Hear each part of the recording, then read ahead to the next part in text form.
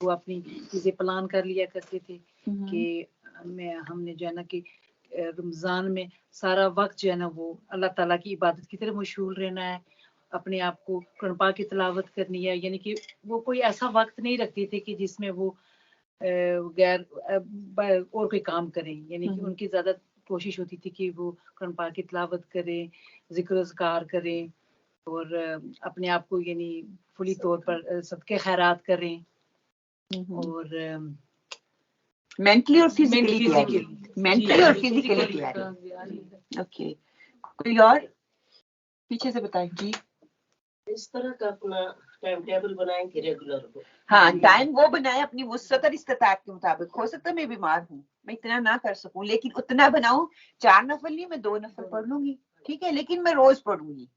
میں تراویح جو ہے 20 نہیں پڑھ سکتی تو میں 8 کر لوں، میں 4 کر لوں، کیونکہ وہ ایکسٹرا ہے. لیکن میں نے پورے 30 دن کرنے، اگر نہیں پڑھتے تھے، اگر یہ کہ پہلے 4 دن میں 20 پڑھ رہی ہوں، پھر میں 12 پہ آئی، پھر میں 8 پہ آئی، پھر اینڈ پہ میرا کچھ بھی نہیں رہا، تو یہ سلسلہ نہیں کرنا. تھوڑی کریں لیکن تسلسل سے، کوئی بھی عبادت جو آپ نے کرنی ہے لیکن مکمل طور پر میں نے کرتے جانا ہے. اوکے، اس میں ہمیشگی ہونی چاہیے، ہمیشگی ہونی چاہیے، دوام ہونا چاہیے انشاءاللہ. اوکے، رمضان کی فضیلت کے حوالے سے پہلے رمضان کی فرضیت پہ ہم بات کر لیتے ہیں کہ روزے کی فرضیت، فردیت الصیام کے روزے کی فرضیت کے حوالے سے آتا ہے کہ روزہ اسلام کی بنیادی فرائض میں سے ایک فریضہ ہے، ایک فرض ہے. عن ابن عمر رضی اللہ عنہما قال قال رسول اللہ صلی اللہ علیہ وآلہ وسلم یا بنی الاسلام علی الخمس الشہادت ان لا الہ الا اللہ وان محمد رسول اللہ صلی اللہ علیہ وآلہ وسلم واقام الصلاة وایتاء الزکاة والحج والصوم ورمضان. رواہ البخاری کہ حضرت عبداللہ بن عمر رضی اللہ تعالیٰ کے وسلم نے فرمایا اسلام کی بنیاد 5 چیزوں پر ہے: کلمہ شہادت، اشہد ان لا الہ الا اللہ وان محمد عبدہ ورسولہ. اسلام کی کیا آپ نے بتایا؟ سوری، اسلام کی بنیاد 5 چیزوں پہ ہے. وہ خمسہ جو ہے نا، وہ ہماری پلر جو ہے وہ جی، نماز قائم کرنا، زکوٰۃ ادا کرنا، حج اور رمضان کے روزے رکھنا. اسے بخاری نے روایت کیا ہے.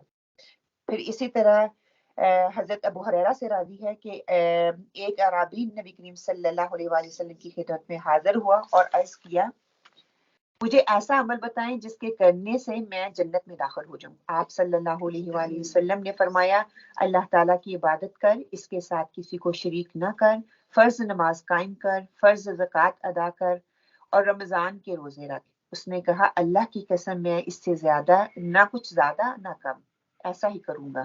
جب وہ آدمی واپس ہوا تو آپ صلی اللہ علیہ وآلہ وسلم نے فرمایا جسے جنتی آدمی دیکھنا ہو وہ اسے دیکھ لے. اسے بخاری نے روایت کیا ہے. اس میں اچھا 4 چیزیں مینشن ہوئی ہیں، 5ویں چیز نہیں ہوئی. کون سی چیز مینشن نہیں ہوئی؟ حج. الحمدللہ، حج. غور سے سننے والے بیٹھے ہوئے ہیں الحمدللہ. کس میں حج کا ذکر نہیں کیا گیا؟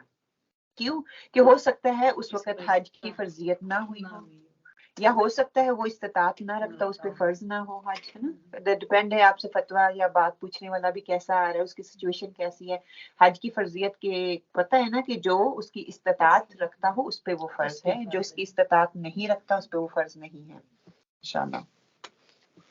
آگے کیا ہے؟ فصل الصومی کے روزے کی فضیلت. رمضان المبارک کے شروع ہوتے ہی جنت کے دروازے کھول دیے جاتے ہیں اور جہنم کے دروازے بند کر دیے جاتے ہیں.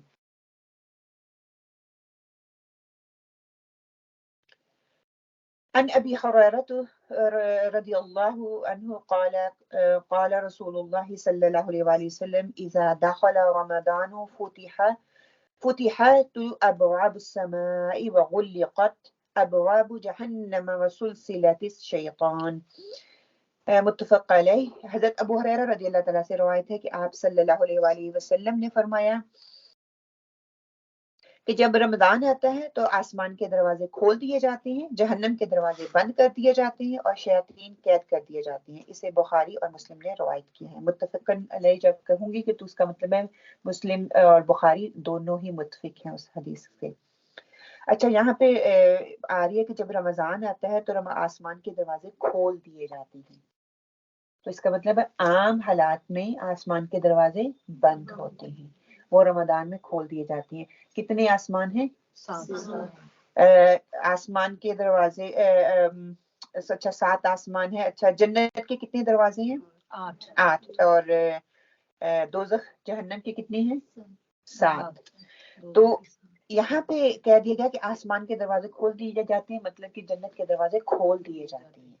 جب جنت کے دروازے اللہ تعالیٰ کھول دیے جاتے ہیں تو یہاں پہ بتانے کا مقصد کیا ہے کہ جنت کے دروازے کھول دیے جاتے ہیں؟ کس چیز کی طرف ترغیب دلانا ہے؟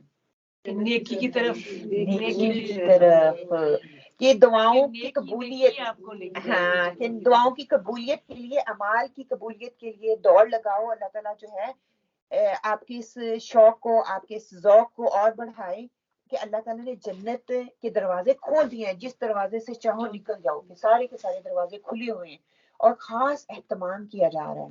ہم دنیا میں بھی رہتے ہوئے نا رمضان کے مہینے کی خاص اہتمام کرنے کا کہا گیا. تو یہ صرف یہی پہ نہیں ہے بلکہ اوپر بھی یہ تیاریاں ہو رہی ہوتی ہیں. سبحان اللہ، کہ صرف انسانوں کو نہیں کہا گیا بلکہ عالم بالا میں بھی یہ تیاریاں ہو رہی ہوتی ہیں. اچھا دروازوں کو کھلنا اور بند ہونے سے آپ اس سے اور کیا چیز محسوس ہوتی ہے؟ دروازہ کھلا ہو تو کیا ہوتا ہے اور بند ہو تو کیا ہوتا ہے؟ اندر جانا آسان کھلا ہے، آپ دیکھیں جاتے ہیں تو دروازہ کھل جاتا ہے، آپ ہاتھ کوٹ میں ڈالے ہوئے ہیں تو سیدھے چلے جاتے ہیں، کوئی مشقت نہیں ہے. کیا مشکل نہیں ہے جنت میں جانا، اس میں ہر ایک کو موقع دیا جا رہا ہے. السلام علیکم. کوشش کریں. السلام علیکم. میں آج وعلیکم السلام ورحمۃ اللہ. یعنی کہ نا اللہ تعالیٰ آپ کہہ رہے ہیں دروازے کھول دیتے ہیں، تو اللہ تعالیٰ اتنا بندے پہ نواز رہے ہوتے ہیں کہ میرا بندہ جب کوئی دعا یا عبادت ہم جو کرتے ہیں روزوں میں، تو اللہ تعالیٰ کہتا ہے بندے کو ذرا بھی کوئی جیسے رکاوٹ نہ لگے کہ اس کی دعا میں قبول کروں. مجھے ایسے سمجھ آتا ہے اتنی سہولتیں دے رہے ہیں. آسانیاں ہوں گی کہ جہنم کے دروازے بند کر دیے جاتے ہیں کہ جو غلط کام کرتا ہے اللہ تعالیٰ اس کو موقع دے رہا ہے کہ نیکیوں کی طرف آؤ. اور ہم جو ہے نا خوش ہو کہ اللہ ہمیں ادھر رہتے ہوئے بھی تو اللہ اتنی بے قدر کر رہے ہیں نا. کہ اللہ کو فکر ہے نا. پھر اور دیکھیے سبحان اللہ، ایک کے بعد ایک آسانی. اور جہنم میں لے جانے والی کون کون سے اعمال ہوتی ہیں؟ نافرمانی، اور برائیاں کہہ لیں نا، برائیاں کہہ لیں جنت کے دروازوں کی طرف. بس کوئی بات ہے دل میں بس اس کو رکھنے پر کئی باتیں جو اٹک بھی جاتی ہیں. میں بھی کل سے بھی سن رہی ہوں، آج بھی کوشش کر رہی ہوں، جو اٹکی ہوئی ہیں کئی اس طرح کی باتیں ہیں کہ ایک دوسرے کے ساتھ ہم اٹکے ہوئے ہیں، کوشش کریں ان کو بھی بھلانے کی. بہتر دلوں کو صاف کر کے نا، صفائی گھر کی صفائی کرنی ہے تو کیا بات کی تھی ہم نے کل، اپنے دلوں کو صاف کرنا ہے. حسد بغض کینہ دوسروں کے لیے کوئی ہے، اپنے رشتہ داروں کے لیے کوئی خلش دل میں رہ جاتی ہے، کوئی امید تھی وہ ٹوٹی ہوئی ہے، تو آپ اللہ کے لیے اس کو معاف کر دیں. کیونکہ ہم خود امید اس لے کے داخل ہو رہے ہیں نا رمضان میں کہ اللہ ہمیں معاف کر دے. ہم خود امید رکھ لیں لیکن دوسروں کو نہیں ہم معاف کر رہے. پہلے میں دینے والا بنوں تو پھر ہی میں لینے والا بنوں گی نا. جی یہ تو بات ہے نا. ہاں جی، کہ اللہ سبحانہ تعالیٰ ہمیں ایک ایسا ماحول فراہم کر رہے ہیں کہ یہ اللہ تعالیٰ نے اس میں رمضان میں برکت رکھی ہوتی ہے اور ماحول بنا ہوا ہوتا ہے، اجتماعیت ہوتی ہے، ہر انسان وہ کام کر رہا ہوتا ہے اور بچے چھوٹے بڑے ہر کوئی نیکیوں کی طرف بھاگنے کی کوشش کر رہا ہوتا ہے. کہ آسانی اللہ تعالیٰ نے اس میں رکھ دی ہے. زیادہ مقصد بتانے کا یہ ہے کہ اس میں آسانی ہے. رمضان میں عمرے کا ثواب حج کے برابر ملتا ہے. ان عطائی رحمہ اللہ قال سمعت ابن عباس رضی اللہ عنہما يحدثنا قال رسول الله صلى الله عليه وآله وسلم لامرأة من الأنصار سماها ابن عباس رضي الله عنهما فنسيت اسمها ما منعك أن تحجي معنا. قالت لم يكن لنا إلا ناضحان فحج أبوه والدها وابنها على ناضع وترك لنا ناضحا ننضيع عليه قال فإذا جاء رمضان فاعتمري فإن عمرة فيه تعدل حجة رواہ مسلم۔ حضرت عطا رحمۃ اللہ علیہ کہتے ہیں کہ میں نے حضرت عبداللہ بن عباس رضی اللہ تعالیٰ سے سنا کہ رسول صلی اللہ علیہ وآلہ وسلم نے انصار کی ایک عورت ام سنان سے فرمایا، حضرت عبداللہ بن عباس رضی اللہ تعالیٰ نے اس عورت کا نام بھی لیا مگر میں بھول گیا۔ یہاں پہ جو ام سنان ہے، دوسری ایک اور حدیث اس کا ریفرنس دیتے ہوئے انہوں نے کہا کہ مجھے، حضرت عبداللہ بن عباس کہتے ہیں کہ مجھے اس عورت کا نام بھول گیا ہے، تم ہمارے ساتھ حج پر کیوں نہیں چلتی؟ کہ حضرت آپ صلی اللہ علیہ وسلم نے اس عورت سے پوچھا۔ عورت نے عرض کیا، ہمارے پاس صرف 2 اونٹ تھے، ایک میرا شوہر اور میرا بیٹا جو ہے وہ حج پہ لے گئے ہیں، اور ایک اونٹ میرے گھر پہ ہی ہے جس پر میں ہم پانی لے کے آتے ہیں، اپنی ضرورت کو پورا کرتے ہیں۔ آپ صلی اللہ علیہ وسلم نے فرمایا، اچھا جب رمضان آئے تو عمرہ کر لینا، اس کا ثواب بھی حج کے برابر ہے۔ اسے مسلم نے روایت کیا ہے۔ اچھا، یہاں پہ جو ہے 2-3 چیزیں نکلتی ہیں۔ ایک یہ کہ یہاں پہ جو عورت کو کہا گیا کہ تم جو ہے کیوں حج پہ نہیں گئی، کیوں نہیں چلی جاتی، تو اس عورت نے کہا کہ حج کا فریضہ میرا میاں اور میرے بیٹا جو ہے وہ ادا کرنے کے لیے گئے ہیں۔ اس کا یہ مطلب نہیں کہ آپ صلی اللہ علیہ وسلم نے اگر اس کو کہہ دیا ہے کہ رمضان کے مہینے میں اگر عمرہ کرو گی وہ حج کے برابر ہے، اس پر فرضیت کم ہو جاتی ہے۔ یہ کہہ دیا، ہمیں نہیں پتا کہ اگلے سال تک ہمیں اللہ تعالیٰ اتنی توفیق دیتے ہیں یا نہیں دیتے، ہو سکتا ہے میرے اندر اتنی وسعت ہو یا نہ ہو، میں زندہ رہوں یا نہ رہوں۔ رمضان ہو سکتا ہے قریب تھا، تو آپ صلی اللہ علیہ وسلم نے کہا فکر نہیں کرو، اگر ایک وہ لے گئے ہیں آپ ساتھ نہیں گئے تو رمضان آئے گا تو رمضان میں عمرہ کر لو گے تو وہ حج کے برابر ہو جائے گا۔ تو اس سے ہمیں بھی کیا یہ رغبت ملتی ہے، اگر ہمارے پاس اتنی استطاعت نہیں ہے، اتنی طاقت نہیں ہے، لیکن ہم عمرے پہ جا سکتے ہیں تو رمضان میں کوشش کریں کہ وہ عمرہ آپ کر لیں تو حج کے متبادل ہو جائے گا، یعنی کہ فرض آپ کا ادا ہو جائے گا، لیکن آپ کو اجر زیادہ ملے گا بنسبت عام حج کے۔ روزے کی فضیلت کے حوالے سے روزے دار کے گناہ بخش دیے جاتے ہیں۔ سیدنا ابو ہریرہ رضی اللہ عنہ سے روایت ہے کہ رسول صلی اللہ علیہ وسلم نے فرمایا، من صام رمضان ایمانا واحتسابا غفر له ما تقدم من ذنبه، کہ جس نے رمضان کے روزے ایمان کے ساتھ اور ثواب کی نیت سے رکھے، اس کے اگلے تمام گناہ جو ہیں وہ معاف کر دیے جاتے ہیں۔ جب ایمان آتا ہے تو انسان کا نیکیاں کرنے کی طرف رغبت زیادہ ہو جاتی ہے، جب رغبت زیادہ ہوتی ہے تو اس میں اخلاص زیادہ آتا ہے، جب اخلاص آتا ہے تو اللہ کی قربت حاصل ہوتی ہے، جب اللہ کی قربت حاصل ہوتی ہے تو خود ہی نیک عمل کرنے کی جو ہے وہ توفیق مل جاتی ہے۔ پھر روزے قیامت کے دن روزہ جو ہے روزے دار کی شفاعت کرے گا، سفارش کرے گا۔ وہ کیسے؟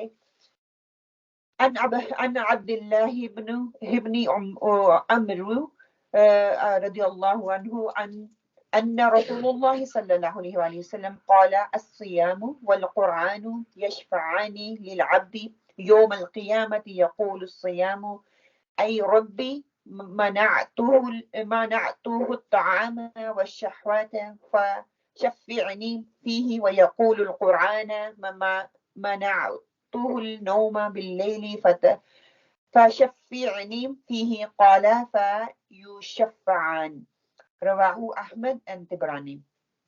حضرت عبداللہ بن عمر رضی اللہ تعالیٰ سے روایت ہے کہ آپ صلی اللہ علیہ وآلہ وسلم نے فرمایا، روزہ اور قرآن قیامت کے دن بندے کے لیے سفارش کریں گے۔ روزہ کہے گا، اے میرے رب، میں نے اس بندے کو کھانے پینے اور اپنی خواہشات پوری کرنے سے روکے رکھا، اس کے بارے میں میری سفارش قبول فرما۔ قرآن کہے گا، اے میرے رب، میں نے اس بندے کو رات قیام کے لیے سونے سے روکے رکھا، اس کے بارے میں میری شفاعت قبول فرما، سفارش قبول فرما۔ چنانچہ دونوں کی سفارش قبول کی جائے گی۔ اسے احمد اور طبرانی نے روایت کیا ہے کہ اسلام کی خوبصورتی دیکھیں، سبحان اللہ، کہ جو چیز فرض ہے اس کے ساتھ ساتھ اس کا شوق دلانے کے لیے کس طرح رغبت دلائی جا رہی ہے کہ جو روزہ رکھے گا، اس نیت سے رکھے گا، پھر وہی چیز اس کے لیے سفارش بن کے آئے گی۔ رات کو جو قیام کرے گا وہی نیکی قیام کرنے کی اس کے لیے سفارش بن کے آئے گی۔ دن کے وقت قرآن پڑھتا تھا، قرآن اس کے لیے سفارش بن کے آئے گا۔ کہ نیکی کر کے صرف یہ نہیں کہ وقتی فائدہ ملے گا اور اس کے بعد فائدہ نہیں ہوگا، بلکہ وہ آخرت تک آپ کے ساتھ وہ چلتا جائے گا۔ پھر روزوں کا ثواب جو ہے وہ بے حساب ہے۔ اس کے حوالے سے آتا ہے کہ عن ابی ہریرہ رضی اللہ عنہ قال رسول اللہ صلی اللہ علیہ وآلہ وسلم قال اللہ عز وجل كل عمل ابن آدم له إلا الصيام فإنه لي وأنا أجزي به والصيام جنة فإذا كان يوم صوم أحدكم فلا يرفث يومئذ ولا يسخط فإن سابه أحد أو قتله فليقل إني امرؤ صائم والذين نفس محمد بيده لخلوف فم الصائم الطيب عند الله يوم القيامة من ريح المسك وللصائم فرحتان يفرحهما إذا أفطر فرح بفطره فإذا لقي ربه فرح بصومه رواہ مسلم۔ حضرت ابو ہریرہ رضی اللہ تعالیٰ سے روایت ہے کہ آپ صلی اللہ علیہ وسلم نے فرمایا، اللہ عز و جل فرماتا ہے کہ ابن آدم کا ہر عمل، انسان کا ہر عمل اس کے لیے ہے سوائے روزے کے۔ روزہ میرے لیے ہے اور میں ہی اس کی جزا دوں گا، اور روزہ آگ سے ڈھال ہے۔ ڈھال کا مطلب کیا ہے کہ دنیا میں جو انسان گناہ کرتا ہے اور آخرت میں جو آگ ہے، ان دونوں کے لیے وہ ڈھال بن جاتا ہے۔ جس روز تم میں سے کسی کا روزہ ہو، اس روز وہ فحش گوئی سے نہ کرے، بےہودہ کلامی نہ کرے، اور اگر کوئی دوسرا اس سے گالی گلوچ کرے یا لڑائی کرے تو روزہ دار کو صرف اتنا کہنا کافی ہو جائے گا کہ میں روزے سے ہوں۔ اس ذات کی قسم جس کے ہاتھ میں محمد صلی اللہ علیہ وآلہ وسلم کی جان ہے، روزے دار کے منہ کی خوشبو قیامت کے دن اللہ تعالیٰ کو مشک کی خوشبو سے بھی زیادہ پسندیدہ ہوگی۔ روزے دار کے لیے دو خوشیاں ہیں جن سے وہ فرحت حاصل کرے گا۔ ایک یہ جب وہ افطار کرتا ہے تو خوش ہوتا ہے، دوسری یہ کہ جب وہ اپنے رب سے ملے گا اور روزے کے بدلے میں اپنے رب سے انعام پائے گا تو خوش ہوگا۔ اسے مسلم نے روایت کیا ہے کہ دنیا میں ہمیں بڑا انعام اور گفٹ لینے کا شوق ہوتا ہے نا، تو اللہ تعالیٰ کہتے ہیں روزہ میرے لیے اور میں اس کی جزا دوں گا اور اس کو انعام کے طور پہ میں اس سے خوش ہو جاؤں گا۔ پھر اس کے لیے ہمیں اپنی نیتوں کو دیکھنا ہے کہ روزہ بھی ویسا ہی ہونا چاہیے، وہ عمل جو میں کروں گی وہ بھی ویسا ہی ہونا چاہیے جو اس کے ہاں قبول ہو جائے، جو اس کے ہاں اس کو پسند آ جائے۔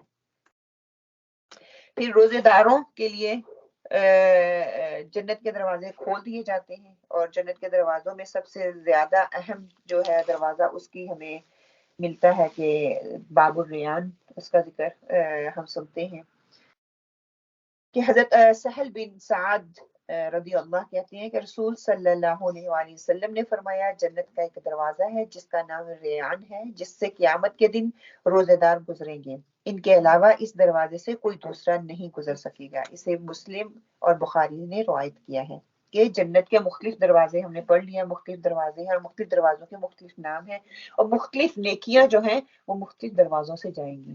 مختلف نیکیاں کرنے والا مختلف دروازوں سے جائے گا، جیسے باب الریان روزہ رکھنے والا ریان دروازہ جو ہوگا وہاں سے جائے گا۔ جب میں پڑھ رہی تھی تو تھوڑا رش ہوگا، جلدی لوگ جائیں گے کہ رش کم ہوگا، روزہ رکھنے والے بہت کم ہوں گے۔ ہاں، اور پھر دیکھیں نا رمضان کے روزوں کی شاید کثرت ہو لوگ کریں، لیکن نفلی روزوں کی کثرت کرنے والے بہت کم ہوں گے جو کریں گے۔ باقی نیکیاں دیکھیے، نیکیاں مختلف قسم کی، کسی کو شوقت ہے نماز پڑھنے کا، کسی کو روزہ رکھنے کا، کسی کو صدقہ کرنے کا، کسی کو دوسروں کی مدد کرنے کا، ہر کسی کا اپنا اپنا شوق ہے، اور وہ اس شوق کی بنیاد پر وہ جو جیسی نیکی کرے گا اس طرح کے دروازے سے جائے گا۔ کہتے ہیں کہ جب آپ صلی اللہ علیہ وسلم یہ بتا رہے تھے تو ابو بکر صدیق رضی اللہ تعالیٰ آپ کے پاس تھے، انہوں نے پوچھا کہ اے اللہ کے رسول صلی اللہ علیہ وآلہ وسلم، جب میں درود پڑھتی ہوں نا تو آپ بھی پڑھا کریں پلیز، ٹھیک ہے؟ کیا ایسا بھی کوئی انسان ہوگا جو سارے ہی دروازوں سے اس کو پکارا جائے گا، اس کو خوش آمدید کہا جائے گا؟ تو آپ صلی اللہ علیہ وسلم نے کہا تھا کہ مجھے امید ہے ابو بکر وہ تم ہوگے، جس کو ہر دروازے سے پکار آئے گی۔ تو اس لیول کا ہونا پڑے گا اگر ہم چاہتے ہیں کہ پھر ہر نیکی میں آگے بڑھنا پڑے گا۔ صرف ایک پہ اکتفا نہیں کریں کہ نماز پڑھتے ہیں الحمدللہ وہ فرض ہے، وہ میں نے پڑھنی ہے. دوسروں کی خدمت کرتے ہیں. ٹھیک ہے میرے اندر استطاعت تھوڑی ہے، جتنی ہے اتنی کروں. کہ اللہ تعالیٰ بھی قیامت والے دن ہمیں اسی طرح پکارے کہ جنت کی. دیکھیں ہم کسی خاص جگہ پہ جاتے ہیں نا، تو خاص جگہ پہ کیا ہوتا ہے، ایک ہوتا ہے وی آئی پی پرسن. وی آئی پی پرسن کو جب اسپیشل ڈور سے لیا جاتا ہے نا، دوسرے لوگوں سے الاؤڈ نہیں ہوتے. وہ صرف اسٹیج اسی کے لیے سنوارا ہوتا ہے، ایک لمبی سی ایلی وے ہوتی ہے، بڑی شان سے اس میں سے گزر رہا ہوتا ہے. اب یہی دیکھیں بابو ریحان ویسے ہی ہے، اور وہ کھلا ہوا ہے، جنت کے دروازے کھولے رکھے ہوئے، اور آپ بڑی شان سے اندر جا رہے ہیں. وہ شان ایسی تو نہیں نہ مل جائے گی، وہ دنیا میں اس کے لیے محنت کرنی پڑے گی. پھر رمضان کا پورا مہینہ ہر رات اللہ تعالیٰ جو ہے لوگوں کو جہنم سے نجات دلاتے ہیں، ہر رات. حضرت ابو ہریرہ رضی اللہ عنہ سے روایت ہے کہ آپ صلی اللہ علیہ وسلم نے فرمایا، آپ صلی اللہ علیہ وسلم نے فرمایا، رمضان کی پہلی رات ہی شیاطین اور سرکش جن باندھ دیے جاتے ہیں، جہنم کے سارے دروازے بند کر دیے جاتے ہیں، ان میں سے کوئی ایک دروازہ بھی کھلا نہیں رہتا، اور جنت کے سارے دروازے کھول دیے جاتے ہیں، ان میں سے کوئی ایک دروازہ بند نہیں رہنے دیا جاتا.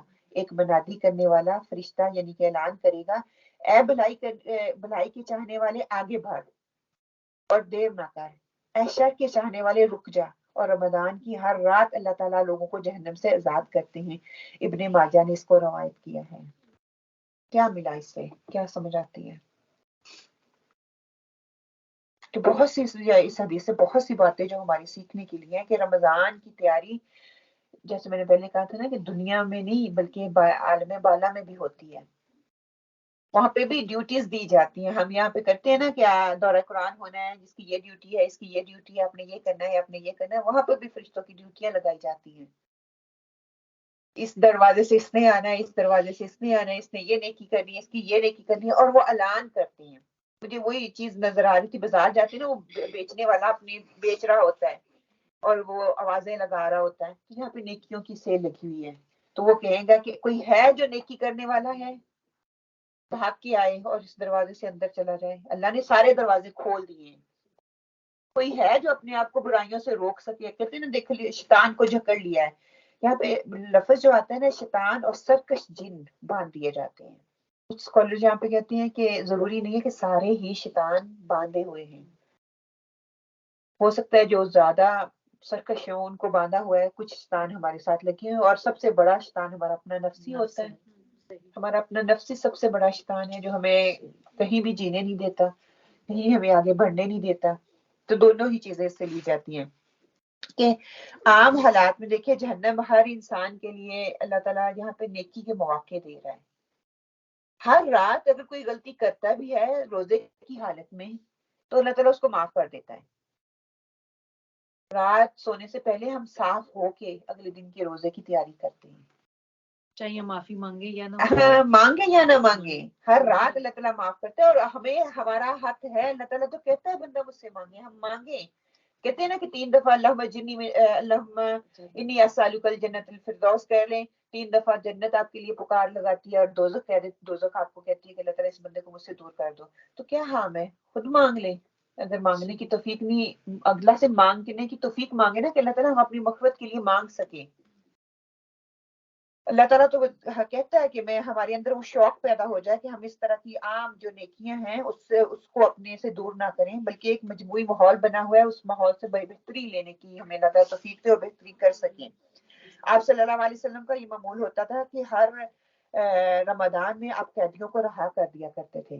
تو کہتے ہیں خاص مہینہ ہے. اللہ تعالیٰ گناہوں کرنے والوں کو ہر روزے کی وجہ سے بھی جو کوئی غلطی کا کام کرتا ہے تو اس کو معاف کر دیا جاتا ہے.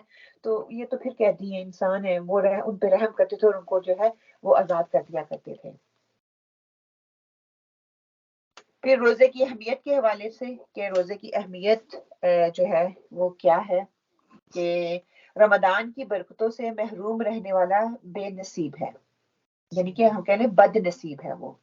حضرت انس رضی اللہ تعالی عنہ فرماتے ہیں کہ رمضان آیا تو رسول صلی اللہ علیہ وآلہ وسلم نے فرمایا یہ مہینہ جو تم پر آیا ہے اس میں ایک رات ایسی ہے جو قدر و منزلت کی اعتبار سے 1000 مہینوں سے بہتر ہے.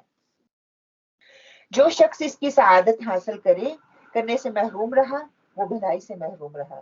نیز فرمایا کہ لیلۃ القدر کی سعادت سے صرف بد نصیب ہی محروم رہا کرتے ہیں. اسے ابن ماجہ نے روایت کیا ہے کہ جو اس کی قدر و منزل سے جو محروم ہوتا ہے نا تو وہ دیکھیں روزے نہیں رکھتے، بغیر وجہ کی روزے چھوڑ رہی ہیں، روزہ چھوڑ کے اس کے بعد پھر عبادت بھی تو نہیں نہ کرتے کہ اپنا ٹائم کہاں پہ وہ کر رہے ہیں، تو وہ بد نصیب ہے. اللہ تعالیٰ نے تو کھلا موقع دیا ہے، کوئی حجت چھوڑی نہیں ہے، تو اس کے باوجود وہ جو اس سے فائدہ نہیں اٹھا رہے. ہم سب کو جو ہے دعا مانگنی چاہیے کہ اللہ تعالیٰ ہمیں اس مہینے کی جو ہے وہ قدر کرنے والوں میں شامل فرما لے. آمین. رمضان پانے کے باوجود مغفرت حاصل نہ کر سکنے والے کے لیے ہلاکت. حضرت کعب بن عجرہ رضی اللہ فرماتے ہیں کہ رسول صلی اللہ علیہ وآلہ وسلم نے فرمایا، صلی اللہ علیہ وسلم نے صحابہ کرام نے فرمایا ممبر لاؤ. ہم ممبر لے آئے. جب نبی کریم صلی اللہ علیہ وسلم پہلی سیڑھی چڑھے تو فرمایا آمین. پھر جب دوسری سیڑھی چڑھے تو فرمایا آمین. اسی طرح آپ صلی اللہ علیہ وآلہ وسلم جب تیسری سیڑھی پر چڑھے تو فرمایا آمین. جب رسول صلی اللہ علیہ وآلہ وسلم ممبر سے نیچے تشریف لائے تو ہم نے عرض کیا یا رسول اللہ صلی اللہ علیہ وآلہ وسلم آج ہم نے آپ سے ایسی بات سنی جو اس سے پہلے کبھی نہیں سنی تھی. آپ صلی اللہ علیہ وسلم نے فرمایا جبرائیل علیہ السلام میرے پاس آئے اور کہا اس آدمی کے لیے ہلاکت جس آدمی نے رمضان کا مہینہ پایا اپنے گناہوں کی بخشش اور معافی حاصل نہ کر سکا. اس کے جواب میں نے آمین کہا. پھر جب دوسری سیڑھی پر چڑھا تو آپ حضرت جبرائیل علیہ السلام نے کہا ہلاکت ہے اس آدمی کے لیے جس کے سامنے آپ صلی اللہ علیہ وسلم کا ذکر کیا جائے اور اس پر درود نہ بھیجے. تو جب بھی آپ صلی اللہ علیہ وسلم کا نام آئے صلی اللہ علیہ وآلہ وسلم میں نے اس کے جواب میں آمین کہی. پھر جب تیسری سیڑھی چڑھا تو جبرائیل علیہ السلام نے کہا جس شخص نے اپنے ماں باپ دونوں میں سے کسی ایک کو بڑھاپے کی حالت میں پایا اور ان کی خدمت کر کے جنت حاصل نہ کی تو اس کے لیے ہلاکت ہے. میں نے اس کے جواب میں کہا آمین. تو یہ 3 چیزیں جس کو رمضان مل گیا اور اس نے اپنی مغفرت اور بخشش نہ حاصل کی، اور دوسرا وہ جو آپ صلی اللہ علیہ وسلم کا نام لیا جاتا ہے اور اس پر ذکر درود نہیں بھیجتا، اور تیسرا یہ کہ ماں باپ جب بوڑھے ہو جائیں تو ان کی خدمت کرنا جو ہے وہ جنت میں لے جانے کا ذریعہ بنتا ہے. اور اس کے باوجود اللہ تعالیٰ ہمیں اتنے موقع دے رہا ہے کہ ہم نیکیاں کمائیں اور ہم اس سے فائدہ اٹھائیں گے. ہماری بدبختی ہے کہ ہم اس سے فائدہ نہیں اٹھاتے. دیکھیے یہاں پہ غور کی بات یہ ہے کہ جبرائیل علیہ السلام جو ہے وہ دعا کر رہے ہیں اور اس پہ آمین کون کر رہے ہیں؟ آپ صلی اللہ علیہ وآلہ وسلم. اور یہ پاسبلٹی ہے ہی نہیں کہ یہ دعا قبول نہ ہو. تو ہمیں بڑی کانشیسلی اس چیز کو سوچنے کی ضرورت ہے کہ رمضان آئے اور پوری بخشش گناہوں کی معافی مانگے، رو رو کے مانگے، اس رب سے مانگے. وہ تو اتنا خوش ہوتا ہے دینے کے لیے تو وہ تیار ہے. پہلے آپ نے کیا بتایا تھا؟ ایک تو جس نے رمضان پایا اور رمضان میں اپنے آپ کو بخشش اور معافی طلب نہ کر سکا تو وہ اس کے لیے ہلاکت ہے. اور دوسرا کہا تھا کہ جب آپ صلی اللہ علیہ وسلم کا نام لیا جائے تو اس پہ درود نہ پڑا جائے. ٹھیک ہے. اوکے. روزہ خوروں کا عبرتناک انجام جو روزہ نہیں رکھتے ان کے لیے کہا گیا ہے کہ حضرت ابو امامہ باہلی رضی اللہ کہتی ہیں کہ میں نے رسول صلی اللہ علیہ وسلم کو فرماتے سنا میں سویا ہوا تھا اور میرے پاس 2 آدمی آئے. انہوں نے مجھے بازوؤں سے پکڑا اور مجھے ایک مشکل چڑھائی والے پہاڑ پر لائے اور دونوں نے کہا اس پر چڑھے. میں نے کہا میں نہیں چڑھ سکتا. انہوں نے کہا ہم آپ کے لیے سہولت پیدا کر دیں گے. بس میں چڑھ گیا حتیٰ کہ میں پہاڑ کی چوٹی پر پہنچ گیا جہاں میں نے شدید چیخوں پکار کی آوازیں سنی. میں نے پوچھا یہ آواز کیسی ہے؟ انہوں نے بتایا کہ یہ جہنمیوں کی چیخوں پکار ہے. پھر وہ میرے ساتھ آگے بڑھے جہاں میں نے کچھ لوگ الٹے لٹکے ہوئے دیکھے جن کے منہ کو چیرا دیا گیا تھا جس سے خون بہ رہا تھا. میں نے پوچھا یہ کون لوگ ہیں؟ انہوں نے جواب دیا یہ وہ لوگ ہیں جو روزہ وقت سے پہلے افطار کر لیا کرتے تھے. ابن خزیمہ اور ابن حبان نے روایت کیا ہے کہ دیکھیں روزے کو وقت سے پہلے افطار کرنے کی اتنی سزا ہے تو جو روزہ نہیں رکھتے بغیر شرعی عذر کے تو ان کے لیے پھر کیا ہوگا. اللہم لا تجعل منہم کہ اللہ تعالیٰ ہمیں ان لوگوں میں شامل نہ کرے کہ کتنا بڑا یہ جرم ہے، اور علم نہ ہونے کی وجہ سے وہ اتنا بڑا جرم کر رہے ہیں نا. اگر ان کو اس چیز کا شعور ہوتا، 11 مہینے کھاتے پیتے عیش کرتے ہیں نا، اگر یہ گنتی کے دن 30 دن گنتی کے قرآن میں یہ ہے نا، گنتی کے گنے چنے دن ہے، پتہ ہی نہیں چلتا، وہ بھی نہیں رکھتے. کسی کو بیماری ہے، کوئی عذر ہے، تو وہ تو شریعت بھی اس کی اجازت دیتی ہے نا. جو ہٹے کٹے ہیں، فرسٹ کلاس ہیں، ٹھیک ٹھاک ہیں، وہ نہیں رکھتے. اور یہ رواج جو ہے وہ پاکستان میں زیادہ ہے انفارچونیٹلی. گرمی کی وجہ سے، گرمی کی زیادہ ہے، اس کو دلیل بناتے ہیں کیا دوزخ کی گرمی اس کا نہیں، اس کو ان لوگوں کو اندازہ وہ اس سے زیادہ گرمی ہے. تو کیا کہا جا رہا ہے بار بار، گھر بیٹھو، گھر بیٹھ کے محنت کرو، ذکر و اذکار کرو، قرآن کے ساتھ تعلق کرو، باہر نہ جاؤ، نہ محنتیں کرو. وہ تو زیادہ کرتے ہیں، وہی نا، وہ ان دنوں میں زیادہ کرتے ہیں. چلو وہ علیحدہ بات ہے کہ دفعہ پتہ وہ ہوتا ہے فصلیں وغیرہ، جو کسان لوگ ہیں وہ محنت مزدوری کرنی ہے، پوری سال کی محنت ان کی لگی ہوتی ہے، تو ان کے پیچھے کہیں نہ کہیں چھوٹ اجازت تو نہیں ہے. وہ بھی دور ہوا کرتا تھا، وہ ساری محنتیں کرتے تھے اور وہ روزے بھی رکھتے تھے. لیکن آج کل پھر وہی نا کہ ہم لوگوں نے اس کو سہولت بنا لی ہے. علم نہ ہونے کی وجہ سے یہ جو ہے اس چیز کو بڑھوتی دی جا رہی ہے، اور کچھ نہیں ہے. اچھا، اس سے آپ لوگوں نے کیا سیکھا جو ہم نے ابھی پڑھا ہے؟ احادیث آپ کے سامنے رکھی ہے، اس سے آپ کو کیا ملا؟